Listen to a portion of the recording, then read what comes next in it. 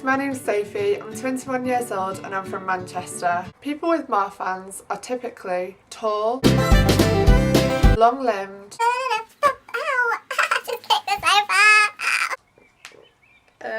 slender, Does my bum look big in this? No, because your bum never looks big in anything! have large hands and feet, have a high palate in the mouth, It's way up there.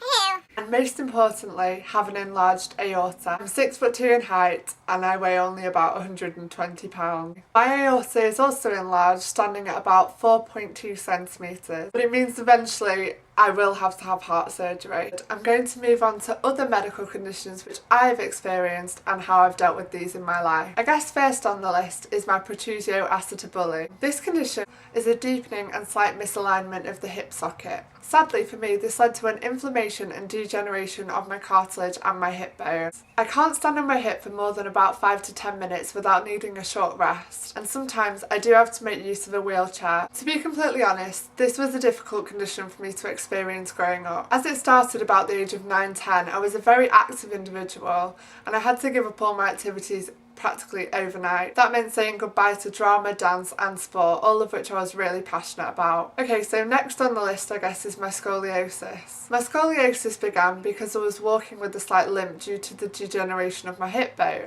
Scoliosis is a curvature of the spine, and similar to my hip, this condition progressed pretty quickly. I had metal rods placed either side of my spine with screws all the way down. Because of my spinal surgery, I had to have 3 months off school. Okay, so I really didn't want to tell you guys this bit. The most difficult medical condition for me has been my inverted chest bone and problems I've had with the formation of my chest. I had to wait until 16 years old until I could have an implant put in the right side of my chest. This is quite common in females with Marfans, as sometimes the chest on either one or both sides cannot develop. Lads, this is all your fault. If you didn't like boobs so much, wouldn't be an issue. Okay, so I guess the last main one on the list would be my extreme fatigue. If I don't take my medication, I can sleep forever. My dad jokes it's like Sleeping Beauty, but without the beauty bit. Yeah, cheers dad. I can also get these things called sleep attacks, which is where I get some muscle weakening in my face and I can start to slur my words a little bit. As you can imagine, can be really embarrassing in social situations, especially something like a date. Hey babe, what would you like to eat? Spaghetti carbonara. When I was 16 years old, I was diagnosed with anxiety and depression disorders. Although that feels like a long time ago, it is still something I have to cope with every day. I was quite badly bullied in primary and high school for the way I looked, and when I got into the public eye, things got a lot worse. I usually get someone shouting, anorexic or go eat a pie at me, simply because they see my tiny frame and automatically assume I have an eating disorder. Got burgers thrown at me the other week actually, which was nice.